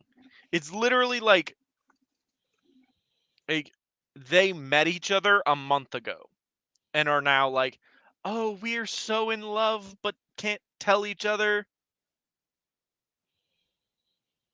Yeah. A month is probably being generous. In reality, it's probably maybe been like 2-3 weeks. Oh wait, no, it would definitely be a month because they spent 2 weeks getting to this point, getting to Octo. So yeah, just a month. You're spooky. That's exactly what we're reading. Schoolgirl fantasy, written by an adult, or well, what passes for a Canadian adult. Yes.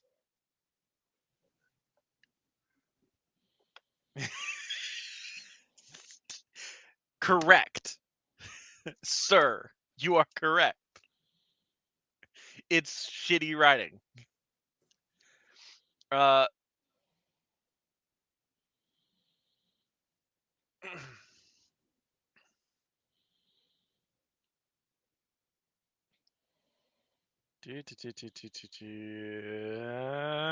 Oh, hello. Yes, this is Ray. Could you get me the general, please?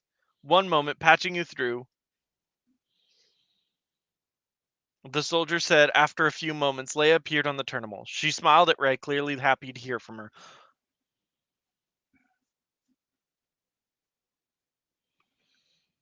Oh, okay. So, the resistance has just a line. So, the resistance just received a call from somewhere in the galaxy. And a random soldier answers the phone and is told, "Hi, my name is Ray. Can you get me the general?" Not asking how you got this, asking how you got access to a secure channel, what code, any codes for identifying yourself, nothing like that. Nothing no basic security. Just, "Hi, I'm Ray. I am Mary Sue. You will do what I say. Get me the general." "Ray, how are you? How's your training?" "It's going well.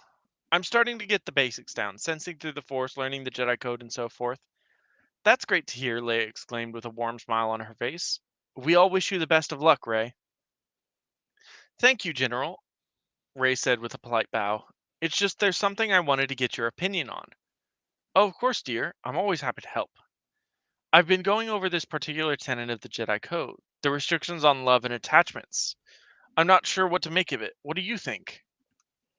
"That's an always. It always made sense objectively. Love makes fools of us all, and a Jedi needs to be unbiased. But it always seemed callous. Luke never really taught it to his students because he believed that the Force ran stronger in families.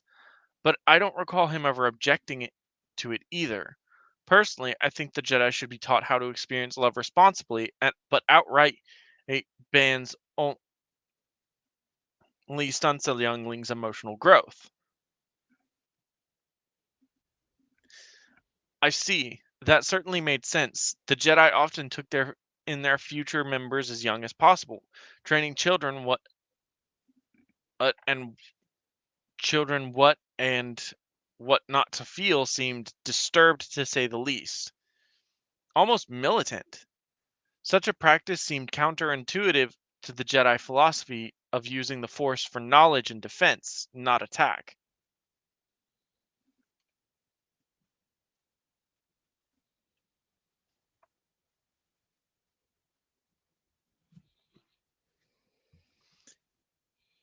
Yes, yes, Spooky. She is trying to oh, see. You see, Leia, despite being aligned with the light side, has this unique ability of she can birth children. She has a vagina, so her opinion is the correct one, and while Luke's opinion is incorrect because he has a penis.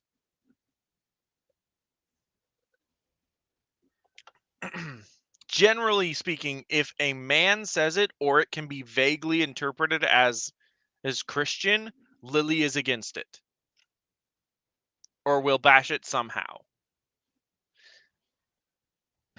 So as long as a Jedi understands the risks of becoming attached to others and is taught to experience those emotions with care, then outright restricting the very concept of love is unnecessary. Exactly. But hey, it's just one former Jedi's opinion.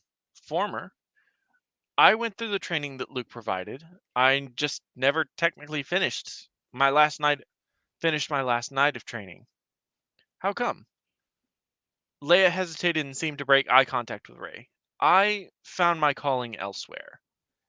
As much as Ray suspected that Leia wasn't being honest, the fact that she had experienced the same thing Ray had started to overpowered her suspicions with excitement in someone that she could better relate to. "Really? Because I think I'm starting to feel that as well." "Really? Why is that?" "The more I learn of the Jedi way and Master Luke, the less certain I am that the Jedi path it doesn't quite seem right for me." Leia looked Leia's look of curiosity turned into somewhat of a deadpan frown. "Is my brother giving you trouble, dear? Do I need to go down there and straighten him out?"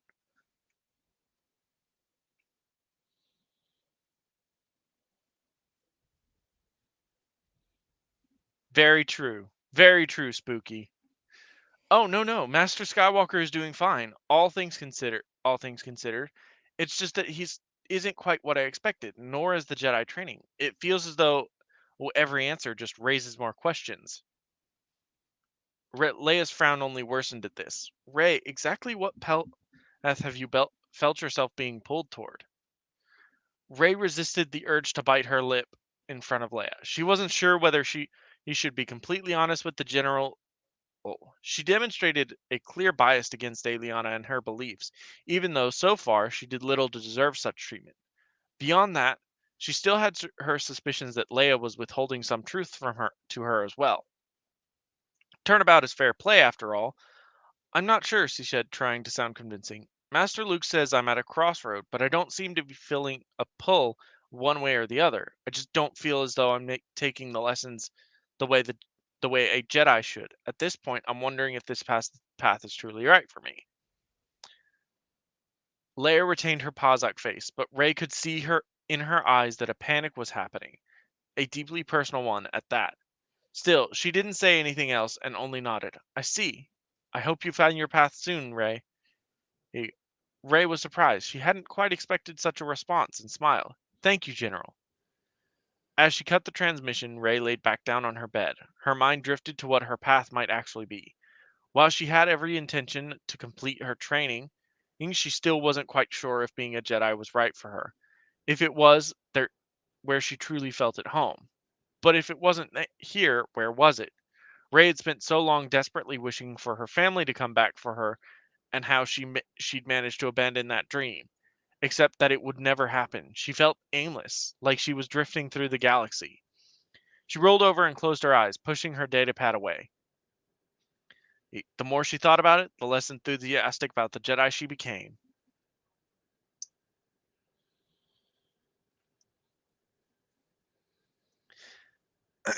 Aliana was awoken from her nap by the holo terminal beeping. Whoever it was that decided to call her must have had a good reason for doing so, or she'd soon find out if she could choke people through a communications transmission. She dragged herself off her bed, tidied up her hair before slapping the holo terminal. General Leia, what do you want? What have you said to Rey? You're going to have to be a little more specific. I've said a lot of things to Rey. She contacted me saying she doesn't believe the Jedi way is right for her. What did you say to her to put that idea in her head? Aliana's eyes widened slightly. Rey was talking to Leia about her training. Why? She stopped that train of thought, knowing she had exactly 0 stones to throw there. She sighed and rested her hand against her palm.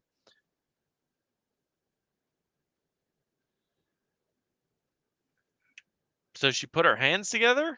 Okay. Why, Leia, you've mistaken me for some sort of scoundrel, a cackling empress to whom Amorosa. Leia interrupted her tone, becoming increasingly hostile.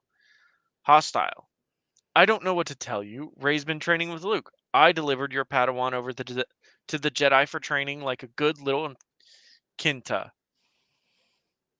I don't know what that means, but I don't care, she said, her voice growing harsher and more bitter. The most I ever said was that the Jedi were not the last word on the Force, and that as the last of them, she gets to decide what they become. You did what? Well, I wouldn't have told her. That was my point earlier, Spooky. Like, how do you just call up a general? Oh, the character assassination has only just begun it is already well and truly done for Leia. Like, she's just done with character assassinating her. We haven't begun the Luke character assassination just yet. I'm sure we'll get there, or when he has some sort of homophobic freakout. But character assassination is a good word for what this fic does to a lot of people. Even Mary Sue that she is, Rey does not deserve to be treated like she is in this fic. Well, I wouldn't have told her if she hadn't come asking about it. Rey was already questioning what Luke told her about the dark side. She said something about it feeling cold and frightening on the island, but warm and soothing when she used it on Ilum. I think something in Skywalker's training freaked her out, and she's been having an identity crisis over it. Encouraging her to embrace the dark side is not helping matters, Leia said through gritted teeth. I didn't tell her to embrace, only not to fear it. Griffing hell, you Jedi are drama queens. Look, I'm not doing anything to obstruct Rey's training. She even has access to all the Jedi teachings I keep in the ship's computer. And how exactly did you get a hold of those teachings? I believe in the Republic. I believe in the Republic. Possession is 9/10 of the law. Uh, Aliana replied with a cheeky grin. Amorosa, so I preserve the Jedi teachings for the next generation of Jedi, and somehow I'm still the bad guy here. Look, I don't know what to tell you. If Rey is considering embracing the dark side, she hasn't said anything to me. She doesn't tell me anything. She doesn't trust me. I can sense that greasy Jedi in her head somehow. Oh, and she still won't confide in me. Leia's glare only intensified at Aliana. Even after Kylo Ren skewered Han, she still didn't like people talking ill about her son in her presence. The sooner she comes to her senses and puts you out of our collective misery, the better, she said, venom dripping from every word. Aliana froze for a moment, her eyes widening slightly. She'd known that Leia didn't trust her, but so openly wished for her death. Then I will make sure to do nothing else that will influence her decision in that regard, heard Aliana said sarcastically. Was there anything else you wish to pester me about, Princess? Well, now that you mention it, good, Aliana said, cutting the transmission. She sat back on her bed and curled her knees to her chest. As she tried to meditate on the dark side, her anger at Leia's words only burned brighter. That Leia has so openly wished for Rey to kill her had stung a lot more than she thought it would. Miserable Jedi, she said. I helped save the Republic and personally brought Rey to Luke, and she has nothing to say to me but accusations and a death wish. Why, Bubs? Huh? What time is it? Oh, it's almost time for you to have your meal, yeah?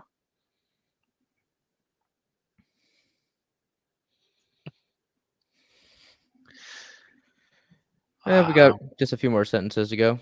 Yeah, I know. We got a whole ass section to go. Don't hold on.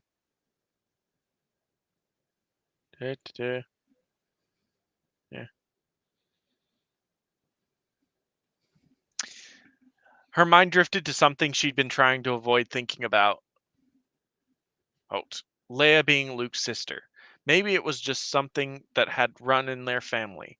Her first encounter with Luke Skywalker has resulted in her leaving Corellia without her mother.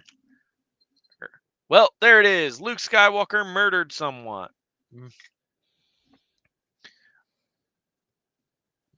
Well, there it is. Luke Skywalker killed Aliana's mother. Like we didn't see that coming. Leia wishing for her death while she was stuck on a planet with her mother's killer only brought that memory to the forefront of her mind. She felt tears coming to her eyes and as those memories returned with a vengeance. She missed her mother so much. If there was ever a time she could use her wisdom, it was now. Stuck on a Jedi planet, taking orders from two Skywalkers, having fallen so hopelessly in love with the woman they were hedging all their bets on, and she couldn't bring herself to just cut her losses and leave. Sadly, Merrick hadn't left so much as a hollow recording for her to listen to. All she had were her memories. Oh, the horror.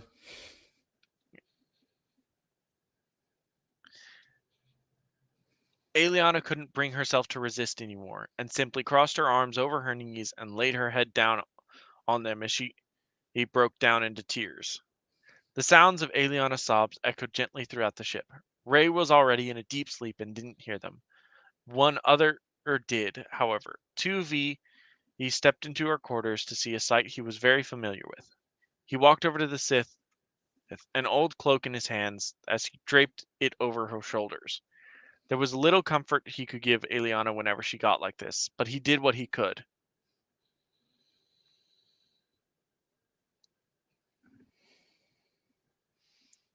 I miss her too, Miss Allie, my lady. It's not about her. Well, it kind of is. Skywalker's sister just told me she hopes Rey kills me. Even if Ali, 2V's processor whirled slightly louder as he considered this information. Ali, you should understand by now that Miss Rey would never do that, even if the general were to command her to. She threatened to. On the way back from Ilum, she pulled the ship out of hyperspace and refused to move if I didn't tell her everything. Yeah, so why do you want to keep pursuing Ray? She's clearly nuts. Yeah.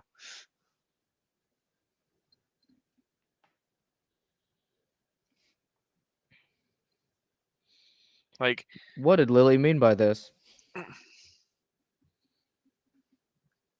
she pulled the ship out of hyperspace and refused to move if I didn't tell her everything. Yeah, that says a lot for her mental stability, doesn't it? That was the first time Aliana spoke of that incident out loud. She'd never been more terrified in her life. Drifting in First Order space in a ship that she couldn't fly, could barely hold its own against a Corvette, and Ray knew this. Ray knew she was putting a metaphorical gun to her head. She knew she had Aliana dead to rights. Even if Aliana incapacitated her, she didn't know how to get the ship back into hyperspace. And Ray was more than willing to die in space before bringing a Sith back to the Resistance.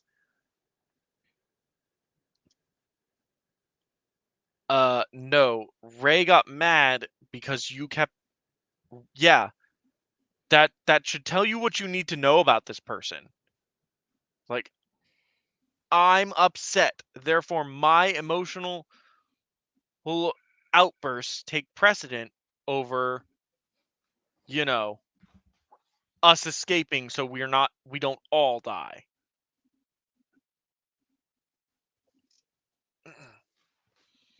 Aliana hadn't stopped thinking about that moment. It remained in the back of her mind as she tried to earn Ray's trust back. It was why she pushed Ray to Wow. come here. Okay, this sounds like an abusive relationship in the works. Yeah. Yeah, it's my fault. I gotta earn her trust back. Like, it was why she pushed Ray to come here on the Fury rather than follow her onto the Falcon. She didn't want to step onto that freighter ever again, nor be so powerless in the face of someone else's ire. And despite her desire to earn Ray's trust back, she didn't want to ever give Ray the chance to hold her hostage like that again. She might have been depressed, broken, and desperate for human contact, but she wasn't so far gone she would just allow herself to be abused. Okay, so we can admit that the behavior Ray exhibited was very clearly abusive.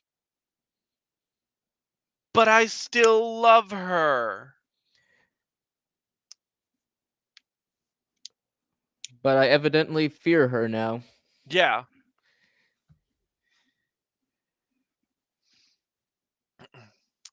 But now, wedged between the Skywalkers and a distrustful Padawan, she wondered if any of this was worth it. She's been trying so hard to keep distant from me. I know if she really would or I don't know if she really would or not. And that Leia just said that directly to my face. Maybe I should just go, fly off and let the Resistance sort itself out. They don't need me. They don't even want me here. If it is your choice to dissociate from the Resistance, I shall do everything in my ability to assist you in that regard. However, I only find it prudent to remind you that General Organa aside, your presence has been welcomed by the vast majority of the Resistance. Captain Dameron's messages to you carry a particular degree of familiarity and fondness. Aliana was quiet for a moment. She'd known that the Resistance thought of her as a hero, but she didn't think it went beyond the usual deification of Force users. One moment, let me get a drink. My mouth dried out. Yes, Joe Crazy, you're right. I could fix her.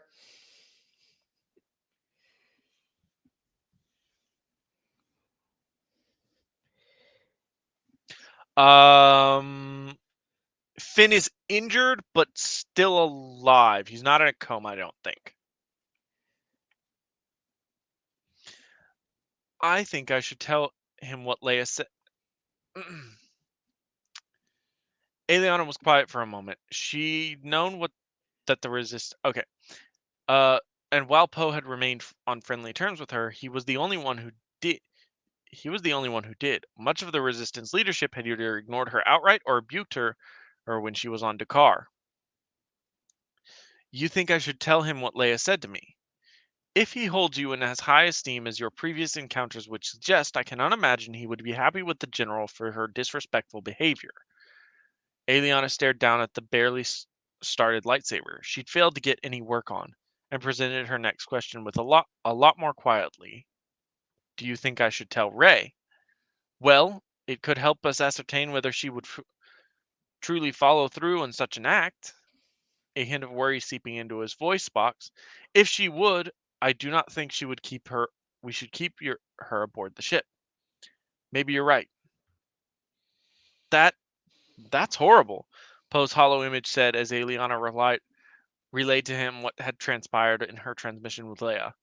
I'm so sorry, Lady Amorosa. I don't know what's gotten into her. She's normally very cordial and pragmatic.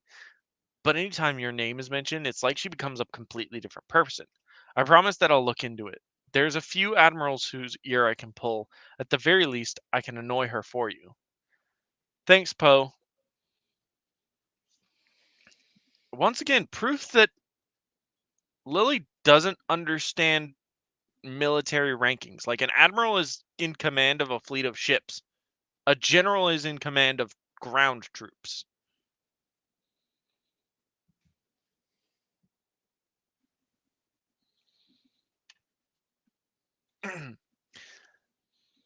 Thanks, Poe. Eliana smiled, thankful that the hollow image didn't show how bloodshot her eyes were. I appreciate that. I thought your eyes were red. How can we tell if they're bloodshot? She turned off the hollow terminal and sighed in relief, only to look up and see Rey standing in the doorway to her quarters looking confused. How much of that did you hear? Eliana said cautiously. I only caught what Poe just said, Rey answered, brushing a loose strand of hair away from her face. What was he talking about? Eliana clutched her own sides as she avoided eye contact with Rey. I got a transmission from from Leia an hour ago. She was accusing me of leading you off the Jedi path and coercing you to the dark side. That's just par for the course with her. You look like you've been crying. Eliana was quiet for a moment. She said, she told me she hoped you put me out of their collective misery. Confusion on Rey's face turned to worry, then shock. She gasped sharply, unable to believe what she'd just heard. Eliana, she said softly before instinctively reaching for one of the other woman's hands. You know I would never do that. Not even if Leia told me to. You almost got everybody killed just because she lied to you. Yeah, literally. Like I said, man, this reads like an abusive relationship. I actually hear, while reading this, I can just hear Rey's voice in a very creepy manner, very manipulative. I would never hurt you. Tyrant, the answer is yes.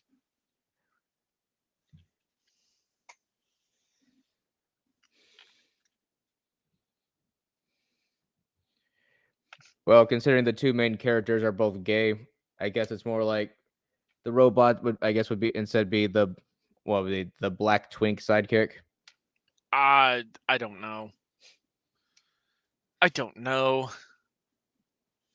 Well, but yes, the gay best friend role is sort of the role he seems to be dedicated to play. And honestly, like Spooky is right. Like, literally, if this was Eliana manipulating Rey so she could take her over and make her apprentice and bring her to the dark side, good go. But I guess not. But that's not the fic. It's a love story for two lesbians. Two very unhinged lesbians. Yeah. You've been extremely distant from me most of the time. Him? Eliana said, looking down at her lap. You don't really talk to me unless you want to know more about the Force, or the grease stain is involved. Outside of that, you keep as far away from me as possible. I guess I just don't know if you really would follow that order or not. You're training to be a Jedi. Killing a Sith is their specialty. Ali, She paused, taking a moment to truly consider Eliana's words.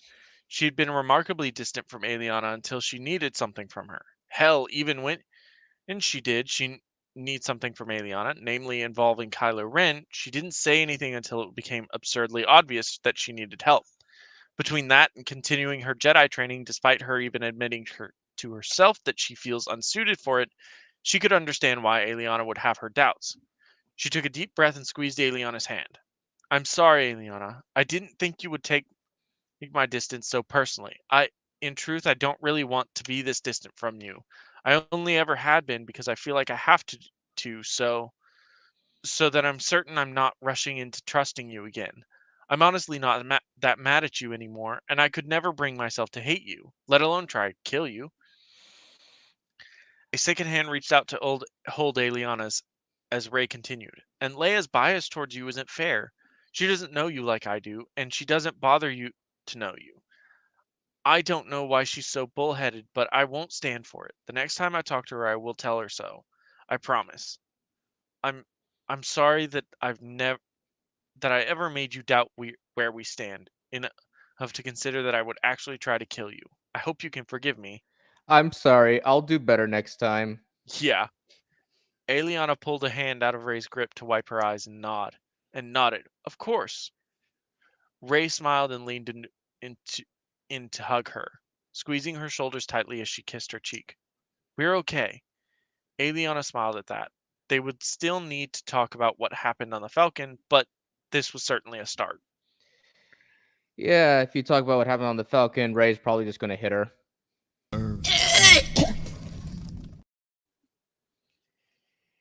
That is my reaction to this chapter. Indeed. Yeah. So yeah, yeah, it's an abusive relationship. Yeah, I'm curious to see how much deeper it goes. Like, will they actually start hitting each other and Lily tries to justify it? I don't think so. I think it'll stick to them gaslighting each other into believing that the other doesn't like them, and then you know there being a makeup scene about how, oh, I didn't mean it that way. Well, got anything else? Nope, I do not, and I actually have to get going soon. So, well, so I have to say thank you all so much for watching. If you enjoyed the stream, please leave a like. If you are not already, please subscribe. We are here occasionally on Sundays, but I stream every day of the week around 2 o'clock. Right now we're in the middle of attempt 2 o'clock Central 27. Time. Do what? 2 o'clock Central Time. Yes, 2 o'clock Central. Um, um, I am currently in the middle of a Pokemon Nuzlocke of Pokemon Black 2. It's been a lot of fun. We're approaching the end game now, so I'm super jazzed. We've got a great team. Did you ever finish the Skyrim one? Uh, Skyrim was just a break game, but yeah, we will probably go back to that eventually.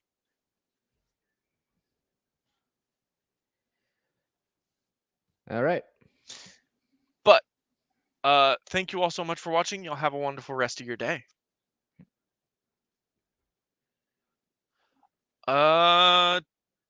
Potentially, I'd have to look for it, but yeah, I could do a Pokemon Clover Nuzlocke. So the goal I want to have with these Nuzlocks is to eventually get good enough to where I think I could beat Pokemon Emerald Kaizo. So this is just the first.